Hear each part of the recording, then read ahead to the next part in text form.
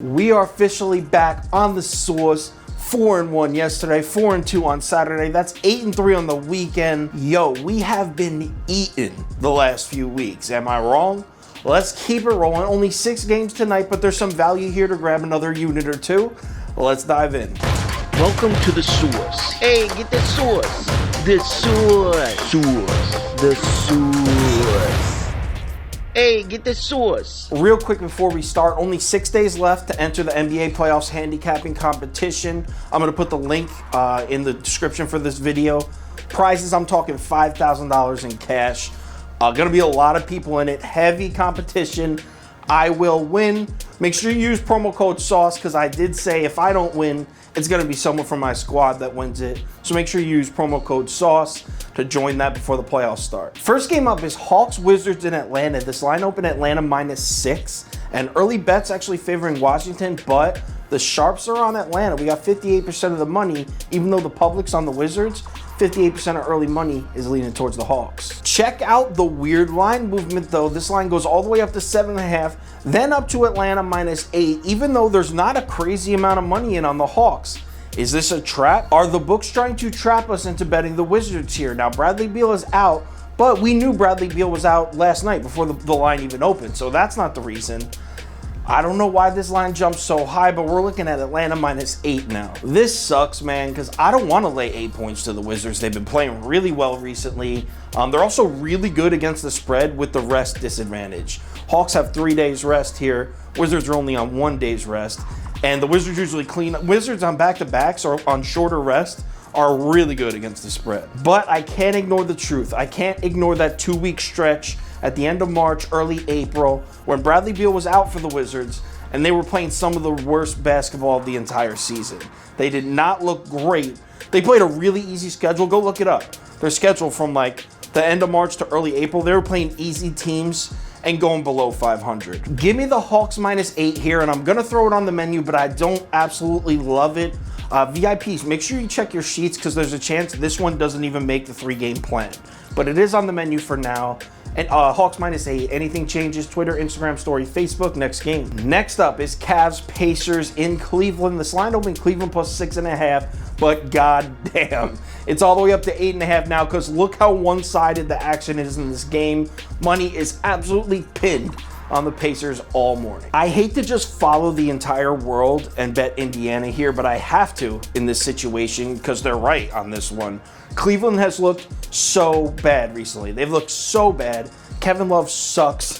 Darius Garland's still out, I believe. I didn't get the official word, but I believe he's going to miss the rest of the season. Pacers, on the other hand, they got a real good shot of taking back that 9 spot from Washington tonight, especially with the Wizards playing in Atlanta with no Beal. And the Pacers have this game against the Cavs. Real good shot of taking the 9 spot. And that would give them home advantage in the playing game. So obviously, basically what I'm saying is the Pacers are coming out playing hard. Malcolm Brogdon and Jeremy Lamb still questionable. They've been questionable for about 2 months now. No bullshit. I mean, if you're, I think the Pacers don't understand what questionable means.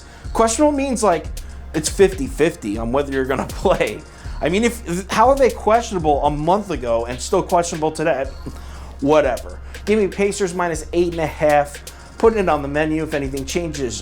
Twitter, Instagram story, Facebook, next game. Next game up is Grizzlies versus Pelicans in Memphis, and this line opened Memphis -9.5.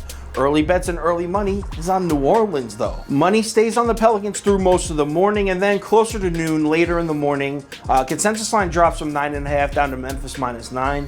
Then we see some Grizzlies money start to come in. So are we buying the hype? Are we buying into this new age, this new look Pelicans hype? We buying into this? Absolutely the not. Listen up. I'm taking the Grizzlies here. I'm laying the 9 points and I'm throwing it on the menu. I don't care if Steven Adams and Brandon Ingram both play. Taking Memphis either way. Brandon Ingram, I think, is really overvalued and one-dimensional anyway.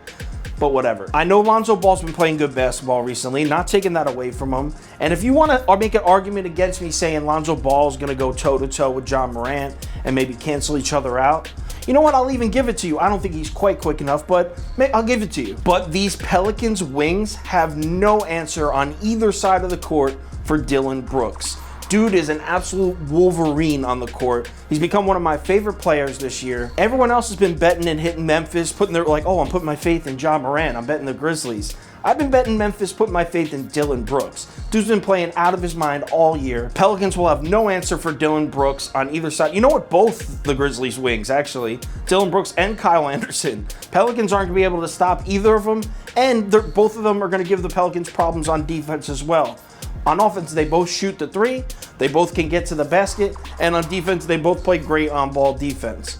That's a problem for the Pelicans. I don't care so much about the Lonzo Ja Morant matchup. Give me the Grizzlies in a blowout on the menu if anything changes. Twitter, Instagram story, Facebook, next game. Next game up is Spurs, Bucks, in San Antonio. This line opens Spurs plus 7.5. Big home dog here. Everyone's on the Bucks. 85% of early money on Milwaukee. Yo, check this out though. Later in the morning, we got a 5% shift, a 5% money shift towards the Spurs, right? It goes from 84% Bucks to 79% Bucks. The consensus line drops as a result of this. And this isn't just a few books dropped it. Every book I could find had dropped it from 7.5 down to 7. I think the books like the Spurs here, just saying. I don't want to be the one to burst your bubble, but it looks like the books are on the Spurs. I'm on the Spurs also. I'm playing San Antonio here. I know a lot of you are going to hate it. Look at the Spurs' recent schedule, though. They played an insanely hard schedule. Stock is down on the Spurs right now. They played like 6 of their last 7 games on the road. There's Utah twice. Go look at their schedule. They played such a tough schedule. So people have kind of tricked themselves thinking into the Spurs suck. Yo, they're not a bad team. Pelicans are only 1.5 games back of the Spurs for that last playoff spot. Pop's going to have his guys ready. The Spurs are going to show up and keep this game close. They might even win it. I'm not going to come out and say the Spurs are going to beat the Bucks, but they easily could. I'm putting it on the menu. Spurs plus 7 if anything changes. Twitter, Instagram story, and Facebook next game. Next game up, Warriors versus Jazz in Golden State. This lineup with the Warriors plus 2.5, so we got a little bit of a home dog situation here. Early bets and early money very slightly favoring Utah. Really no significant movements in the money or the bet percentages here. Consensus line would jump up to 3, but then it jumped right back down to 2.5. So we're still looking at Golden State plus 2.5. I'm on Utah here. I'm taking the Jazz and putting it on the menu. I know everyone's big on the Warriors right now. I know Golden State's crazy hot. They've won 4 of the last 5. Can we take a look who they played in the last 5 games, though? We got Oklahoma City at home twice. You got the Pelicans twice, and you have the Houston Rockets. Not exactly a playoff schedule here. Utah, on the other hand, they've won 5 straight, and they've played a much tougher schedule in those 5. Give me Utah minus 2.5, like I said, on the menu. Anything changes, Twitter, Instagram story, Facebook, next game. Last game up is Blazers Rockets. There was no money and bet percentages up till late, till almost noon, so I don't have anything tracked for you in this game. The line is Blazers minus 14, and I'm gonna pick the Blazers. I'm leaving it off the menu though for now. VIPs, check your sheet. I may add this one to the menu later.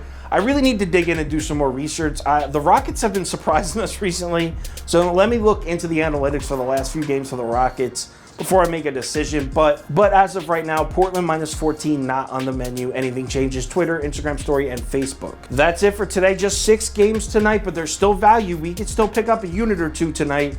VIPs, sheets going out to your emails and texts. Same time as always, 5:30 p.m. Eastern time. So at that time, make sure you're checking your phone or emails so you can start locking in your bets. Let's stay hot. These past few weeks have been awesome. We should all be up serious units in the last 2 or 3 weeks or so. Let's keep playing smart and keep winning. Pick your spots, play them strong. Do not chase. That's it for today. Let's make some money. I will talk to you on Twitter.